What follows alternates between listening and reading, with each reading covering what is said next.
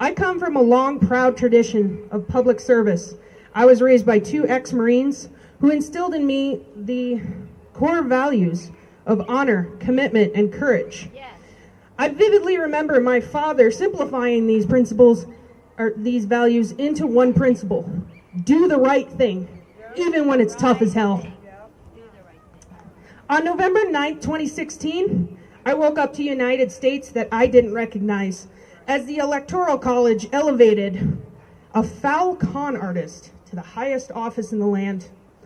I had spent that fall working hundreds of hours for the most qualified candidate in recent history, and she lost the presidency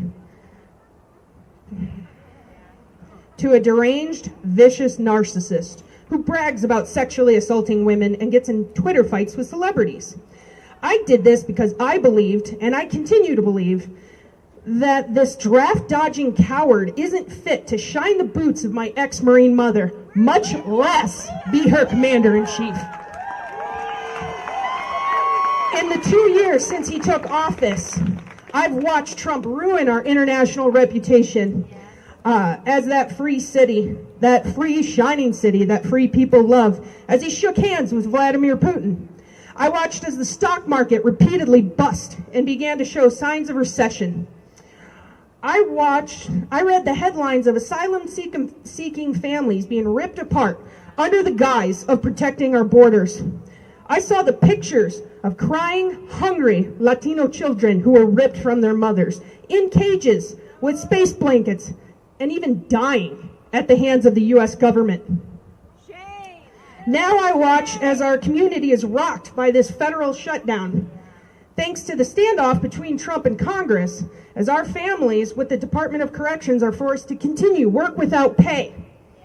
In these dark days and in the aftermath of the 2016 election, it would have been easy to run away, to hide with my family, to find another teaching job somewhere high in the mountains or even in another country, and it sure was tempting.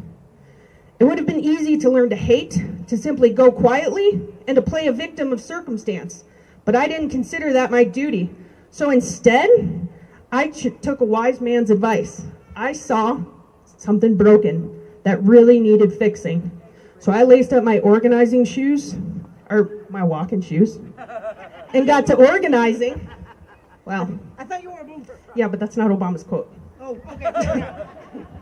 And got to organizing, and together, and I say together because it was all of you here today, and my union brothers and sisters, who helped me flip a district that was literally as conservative as Texas, closing a 16-point gap. I'm proud to be part of the first ever state house that is the majority female. Yes. And it turns out that most of the state feels this way, that we are all still stronger together. That even though Trump and his friends don't value women or even see us as equals, they are in the minority, as Southern Colorado has elected Democratic women to represent them in the state house. So march on, Pueblo, for your grandmothers, for your mothers, aunts before us, and the nieces, cousins, and daughters that are going to come ahead of us, that they can grow up in a world where women can aspire to and achieve anything. March on, Pueblo. March on. Thank you, Bri. Here.